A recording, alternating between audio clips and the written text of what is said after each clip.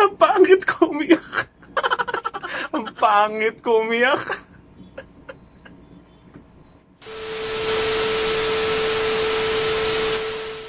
Hello Marvinatics! So it's me again, Moves Like Marvin. So for today's video, magkakaroon tayo ngayon ng Bawal Umiyak Challenge. So titingnan natin ngayon kung kakayanin kong hindi umiyak sa mga videos na panonoorin ko ngayon.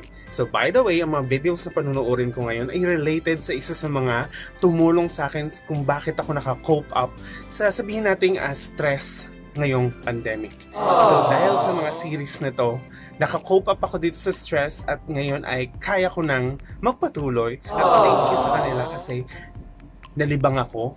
So na-divert ko ang attention ko. So naging masaya ulit ako. So ano ba itong mga videos na to? Ito ay related sa Thai Boys Love series. So kung ready ka na at excited ka na, please do stay to this channel and please do enjoy.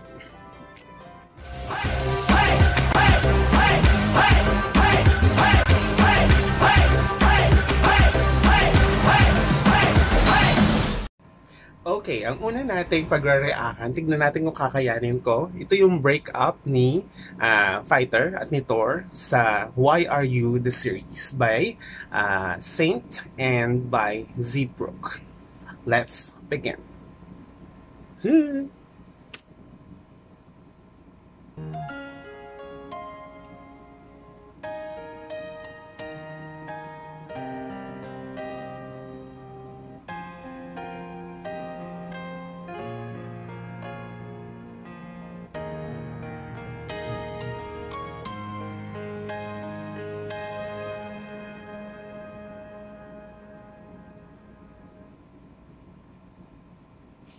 หยุดไว้ไม่ไหวแล้วหัวใจก็มันคือความรักข้างใน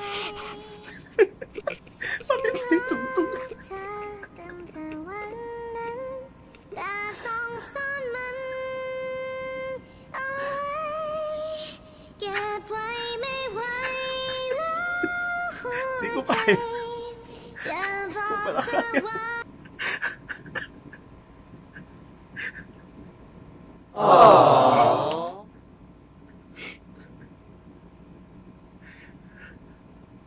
Wait nga. Ba yan? Ayan. Sabi ko, kakayanin ko. Kaso, tumugtog. Tapos naalala ko yung scene na to. Okay na lahat. Kaso, kinausap ng daddy ni Z dito, si Saint.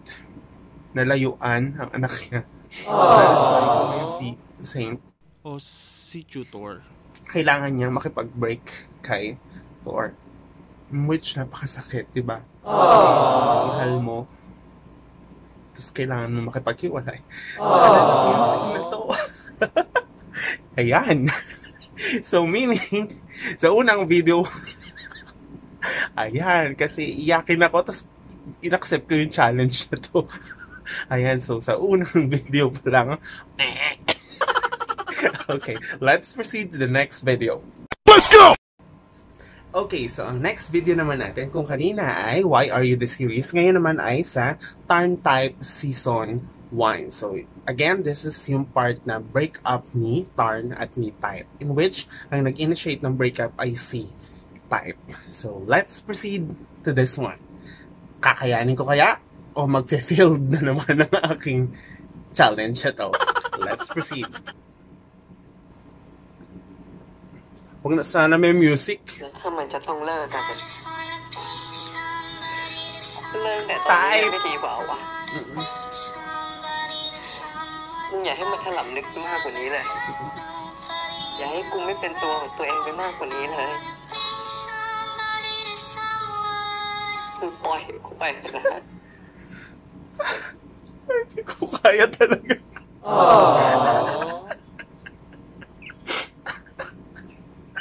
Ang pangit ko umiyak.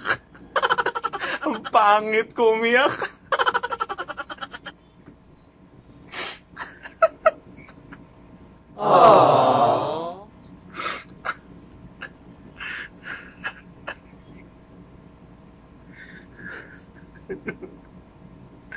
Ano ba yan?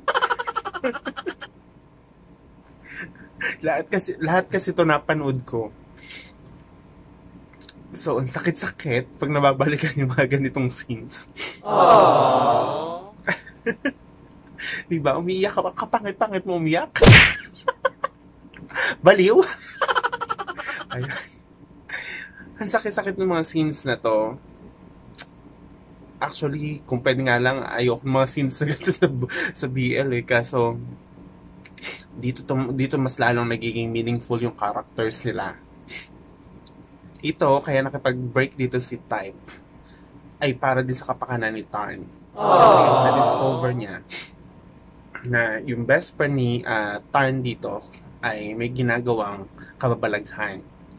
Na that is why kung bakit nagkakagulo ang lahat, kung bakit nagkakagulo yung relationship ni Tarn at ni Type.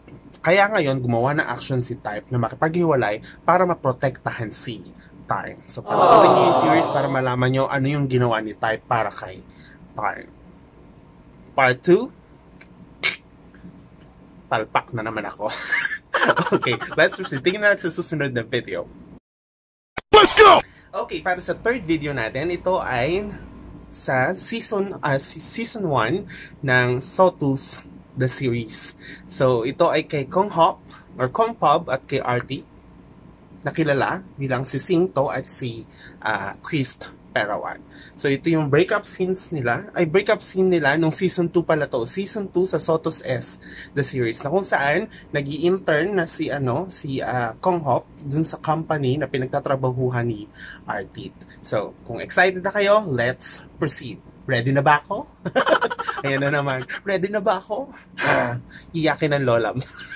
Okay, ready ka na? Let's play it. พี่อาทิตย์ครับ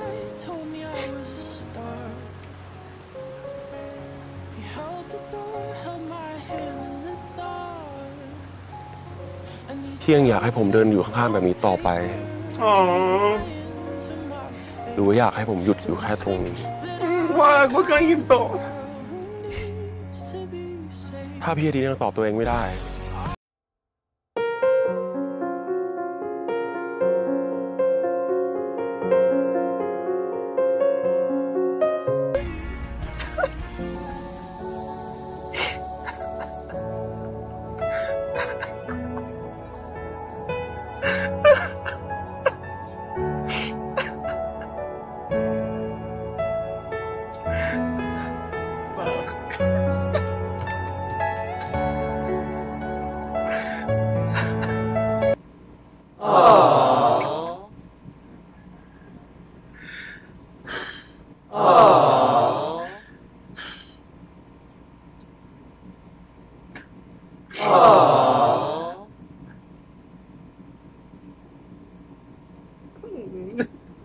Bakit naman ganito?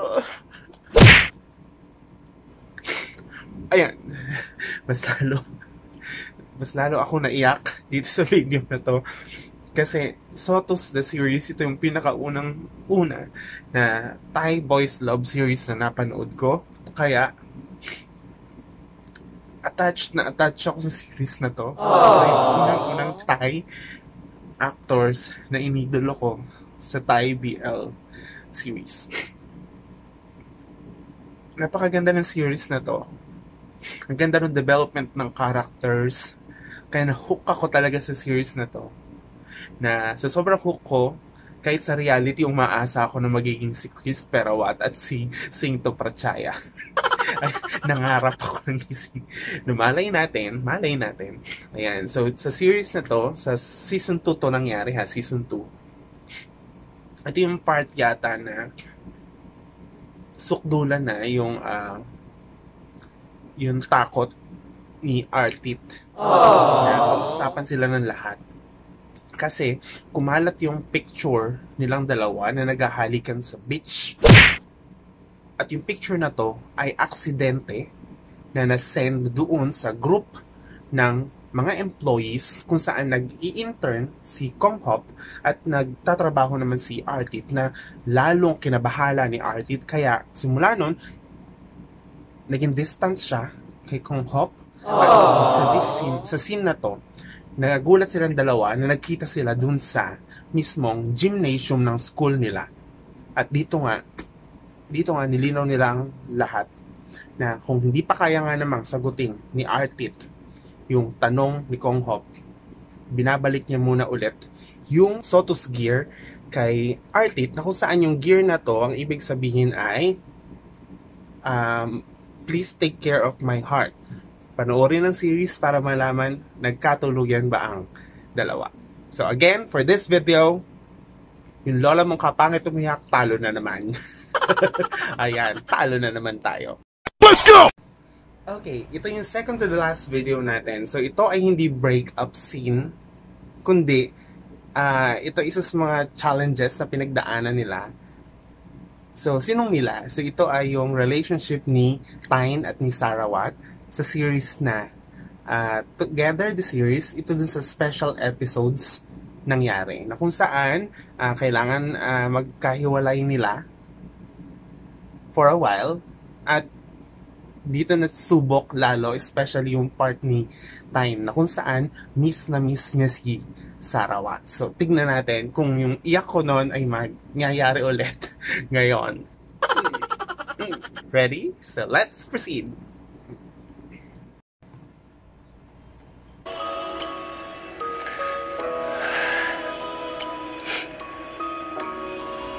แต่กูอยากจะบอกมึงมากเลยนะเว้ย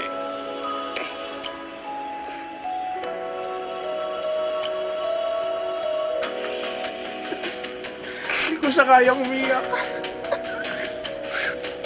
ว่ากูคิดถึงมึงมากเลยอ่ะไอ้วัด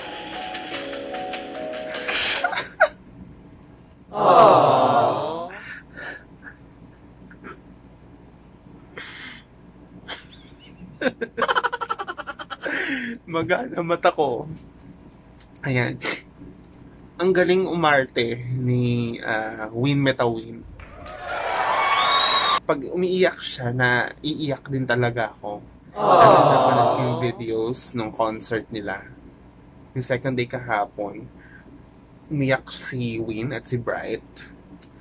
Nakita ko umiiyak si Baby Bunny. Pati ako umiiyak habang pinapanood ko yung clips from the concert. By the way, nainggit ako sa mga nakapunta. So, hopefully may season 2 pa ang Together the Series. Though meron silang special episodes, yung 5 special episodes. Pero, hindi pa yun sapat. Dapat may season 2. May season 2. Okay. Let's go! Okay, so for our last video, ito naman ay compilation ng lahat na naging hiwalayan sa Thai BL series na aking napanood. So, if you're excited, tingnan natin kung sa last compilation video na to ay makapasa pa ako sa challenge na to. Kung hindi, edi wow! Edi wow! Oh my God! Wow! Okay, so kung ready ka na, ready na din ako. So, let's play the video.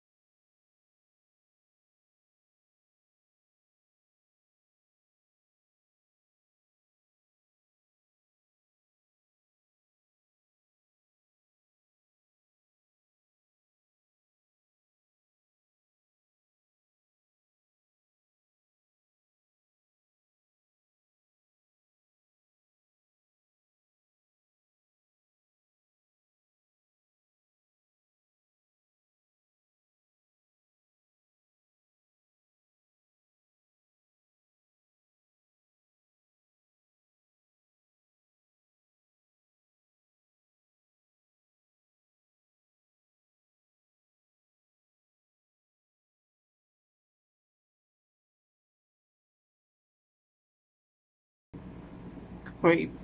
Aww. Hindi ko talaga kaya. Baliw. Kapag ganito talaga, dahil nga attached ako sa BL series, at napanood ko lahat to, nababalikan ko kung gaano kasakit yung scenes na to at hindi ko talaga kaya na hindi maiyak sa mga scenes na to. Napakabigat at napaka-effective ng mga pagganap nila dito sa series na to.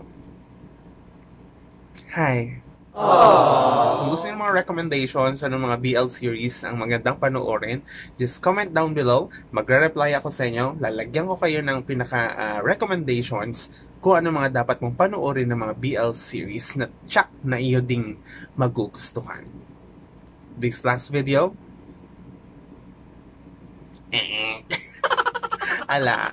So, iyakin talaga ako kaya bakit ko ba inaccept yung challenge na to na bawal umiyak? Challenge na kung ako naman ay emosyonal na tao, hindi ako pwedeng nasasaktan. Kasi mabilis akong umiyak. Diba? Kahit tumatawa ako, umiiyak sa itsura ko. Syongit pa rin. Ayan. Okay, so gaya nga ng sinabi ko, emosyonal akong tao. Hindi ako pwede sa mga ganito. So, ibig sabihin, yung challenge na tinanggap ko, failed. Okay? Lahat ito, affected, letter P.